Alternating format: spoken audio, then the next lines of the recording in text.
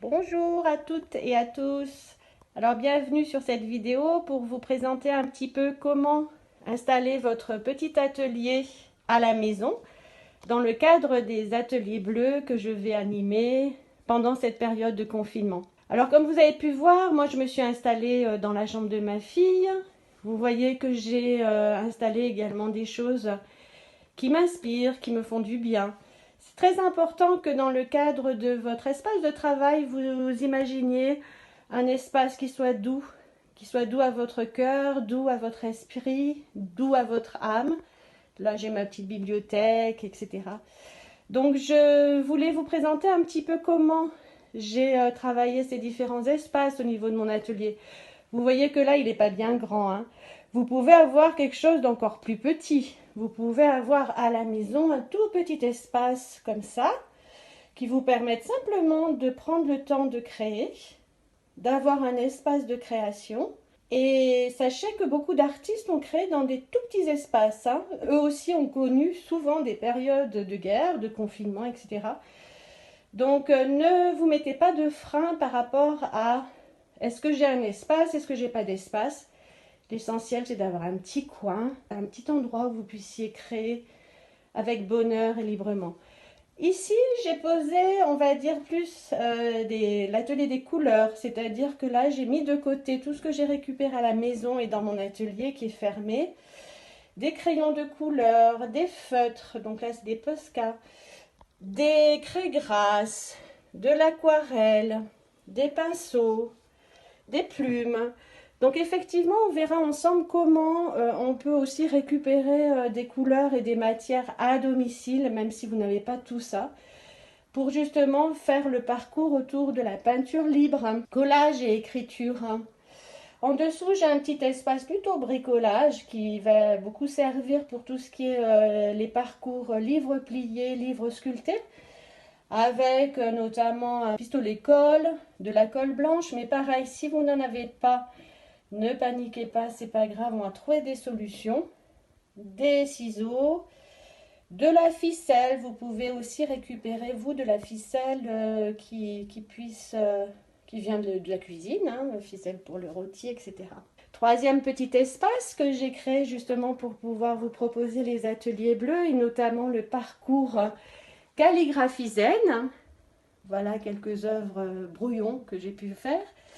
Donc là, vous voyez que ça, c'est mes pinceaux pour la calligraphie zen. Bien entendu, vous n'en avez peut-être pas des gros comme ça, mais ce n'est pas grave. On va voir également qu'on peut tout à fait faire de la calligraphie zen avec des plumes également. Mais simplement, dans cet espace, j'ai rassemblé tout ce qui est feutre noir, crayon gris, crayon blanc, craie blanche. Tout ce qui est également fusain noir, si vous en avez, mais ce n'est pas grave si vous n'en avez pas. Comme je vous dis, il ne faut surtout pas vous freiner par rapport au matériel.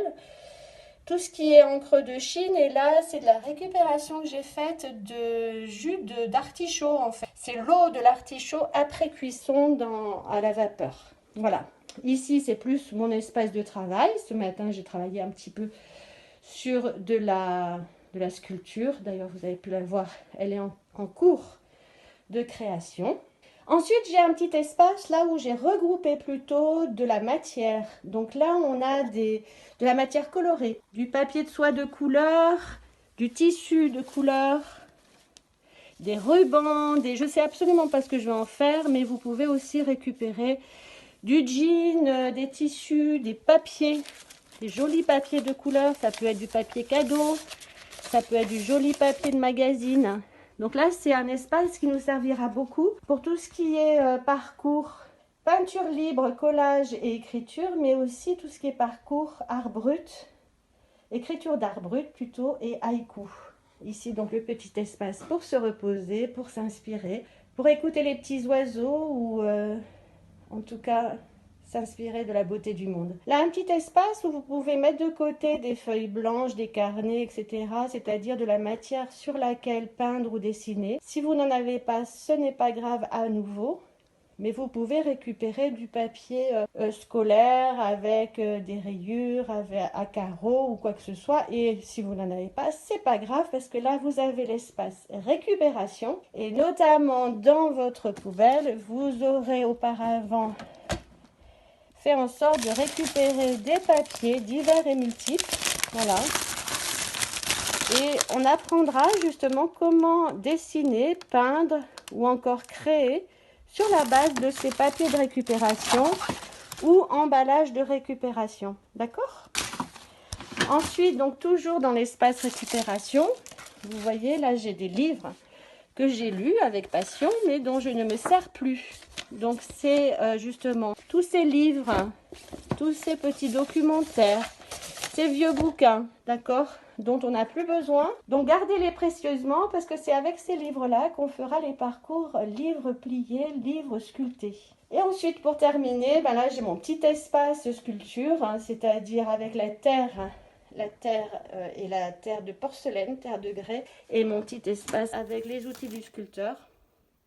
Donc là, pour le parcours sculpture sur terre, on verra ensemble comment vous pourrez vous fournir éventuellement de la terre, comme je vous l'ai dit. Dans ce cas-là, je vous donnerai une liste et des coordonnées pour commander la terre et les matériaux que vous avez envie de commander pour tous ces petits parcours.